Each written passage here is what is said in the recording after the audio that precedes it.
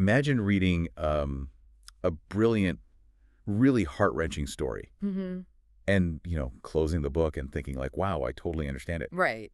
Only to realize that reading the story was just stepping up to the starting line. Oh, absolutely. That's just the beginning. Right. So, welcome to the deep dive. Today, we Oh. are looking at this incredibly fascinating stack of sources from a textbook chapter called Critical Contexts. Yeah, and the primary source we're centering on is Tim O'Brien's iconic fictional story about the Vietnam War, the things they carried. Plus, this really striking archival photograph of U.S. soldiers in 1966. But we aren't just reading the story. No, not at all. We are looking at three distinct, heavily debated scholarly essays. Yeah, by Stephen Kaplan, Lorrie N. and Susan Farrell. Exactly. And they are fiercely arguing over what the story actually means. Plus, we've got a brief contrast with an excerpt from Louise Erdrich's Love Medicine at the end. Which is going to completely blow your mind, by the way. So here is the mission for you listening right now. This deep dive is your shortcut to being, honestly, incredibly well-informed. Right, because it's not just about consuming media. Exactly. It's about learning how to enter the ongoing conversation, the debate that surrounds great literature. And, it's important to remember that criticism shouldn't rob you of your personal reaction to a text. Yeah, it really shouldn't. It should actually enrich it. When you discover critics fiercely disagreeing, it forces you to sharpen your own perspective. Totally. It makes you ask, wait, what do I actually think? Exactly. So before we can unpack these really intense critical debates, we need to understand the primary source itself. Right, we have to set the scene. So we're with Alpha Company deep in the jungles of Vietnam in the late 1960s. And O'Brien sets this up in a very specific way. He highlights these almost scientific documentary-style lists. Yeah, the inventory of war. Right. Every single item these men carry is weighed in exact pounds and ounces. Which is wild. Okay, let's unpack this literally. Imagine packing a backpack for a long hike. Oh, man. Yeah. You know that feeling where you feel every single ounce by mile 5? Straps just digging in. Exactly. Now imagine that backpack isn't just filled with, like, granola bars in a tent. It's filled with the immediate tools for survival and death. And you are carrying it through monsoons and swamps. Yeah. So let's talk numbers, because the numbers are staggering. You've got the standard M16 assault rifle. Right, which is 7.5 pounds unloaded. Unloaded. And then you have Mitchell Sanders. He's carrying the PRC-25 radio. Oh, that radio, that's 26 pounds right there. 26 pounds just strapped to your back in the jungle heat, plus the steel helmets, which are another 5 pounds. And the flak jackets, which are 6.7 pounds. It's just an unbelievable amount of literal weight. But what makes the story so powerful is that it's not just military gear. No, it's the personal totems. This is where the psychology of these specific characters really shines through. Yeah, the things that make them human. Exactly. For instance, Henry Dobbins. He carries extra rations, specifically peaches and syrup. Because he's a big guy, right? Right. He likes to eat, but he also carries his girlfriend's pantyhose. Yes, wrapped around his neck. Wrapped around his neck like a comforter. And then you have Dave Jensen, who carries hotel-sized soap and dental floss. Which is just so funny to me. Like, you're in the muddy jungle and you're worried about dental hygiene. It's a way to maintain some semblance of order, And Kiowa carries an illustrated New Testament. And his grandfather's hunting hatchet. Right, showing that duality. And then there's Ted Lavender. Oh, Ted Lavender. He breaks my heart. Yeah, because he carries tranquilizers and dope, simply because he is terrified. He's just so scared. Which brings us to the emotional core of the whole thing. First Lieutenant Jimmy Cross. Right, the guy in charge. Barely. I mean, he's a 24-year-old kid, and he is completely obsessed with a girl back home named Martha. Obsessed is almost an understatement. Right, so Martha is a junior at Mount Sebastian College, and she writes in these really chatty letters. But they aren't love letters, really. No, not at all. But she sent him this 1-ounce smooth pebble from the Jersey shoreline. And he carries it in his mouth. He carries a rock in his mouth. Yes. Just to, like, taste the ocean. Mm-hmm.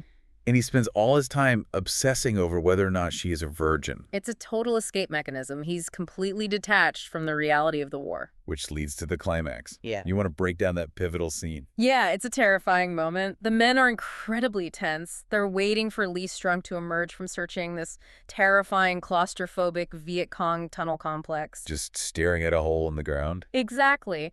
And what is Cross doing? He starts daydreaming about Martha. Of course he does. He imagines being buried alive with her under the white sand, and in that exact moment of distraction. Ted Lavender is shot in the head. Right, returning from going to the bathroom. And the language O'Brien uses for this death is just so blunt. There's no dramatic movie music. No, it's just raw, zapped while zipping. Yeah, Keogh has described it as boom, down, and like cement. It's just the sudden, brutal gravity of a body falling. There is no movie drama, just gravity. And this brings us to the intangible burdens, right?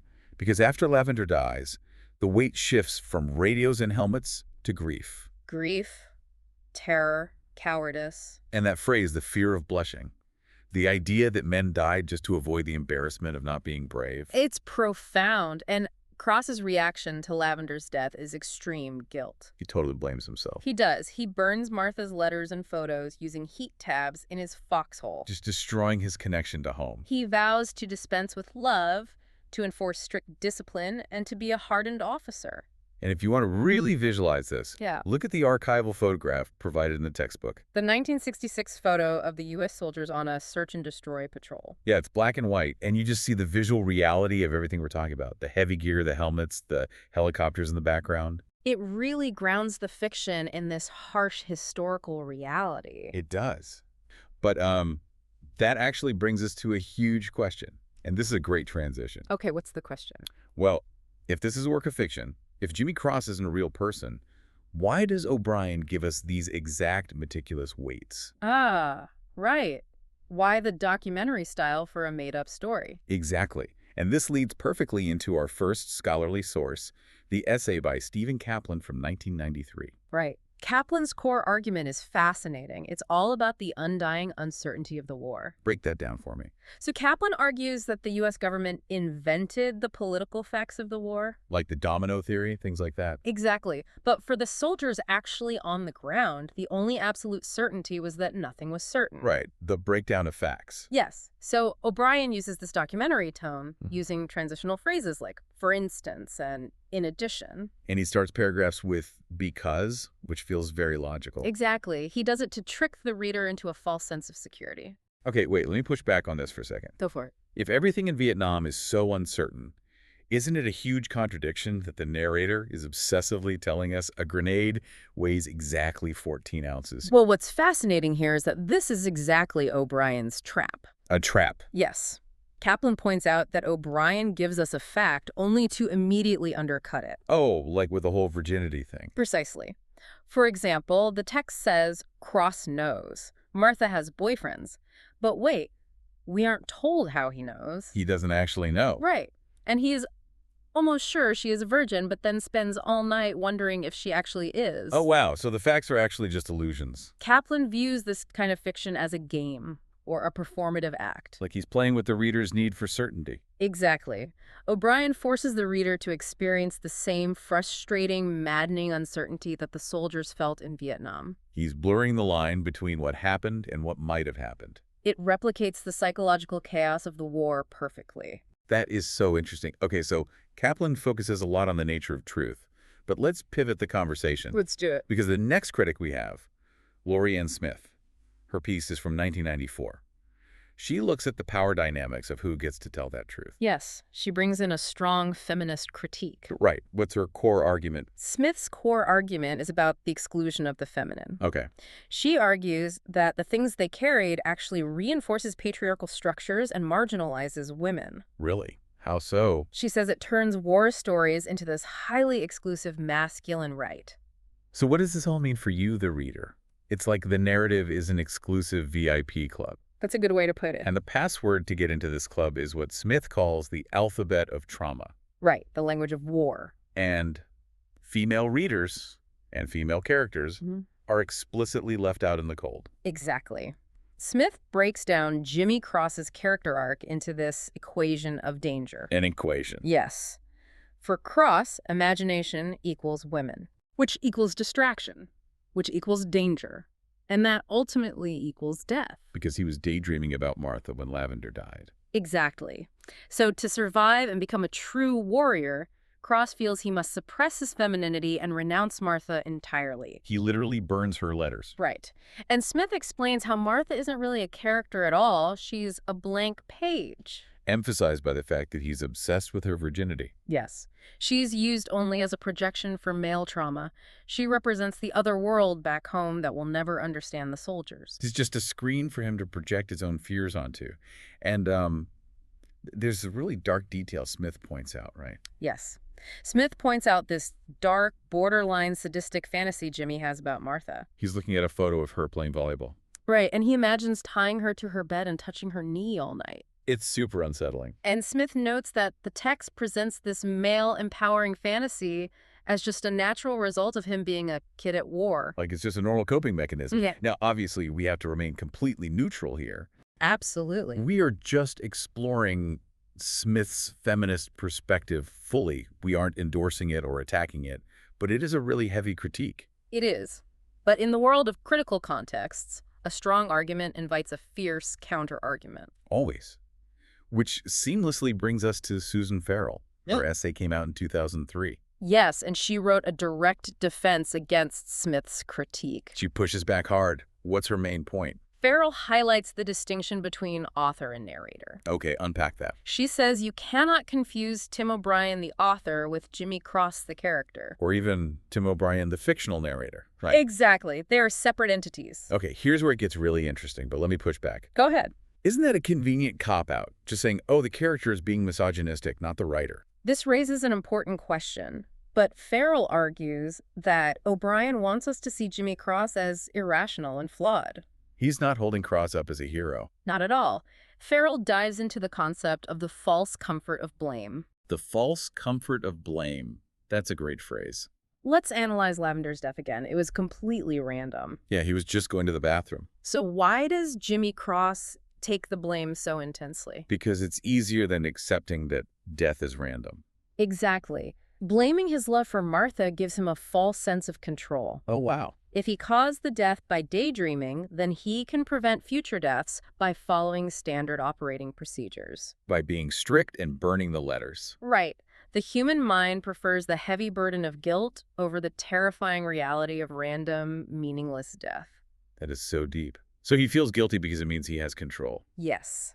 Therefore, Farrell argues, Cross's renunciation of women is not the book's moral compass. It's not the book saying women are bad. No, it is the tragic, irrational coping mechanism of a traumatized young man. He's just trying to survive the chaos. And Farrell brings in evidence from another story in the collection to prove this, a story called The Lives of the Dead. Right. This is the one with the 9-year-old narrator. Yes. He uses his imagination and storytelling to bring his childhood sweetheart, Linda, back to life in his mind. Because she died of brain tumor, right? Tragically, yes.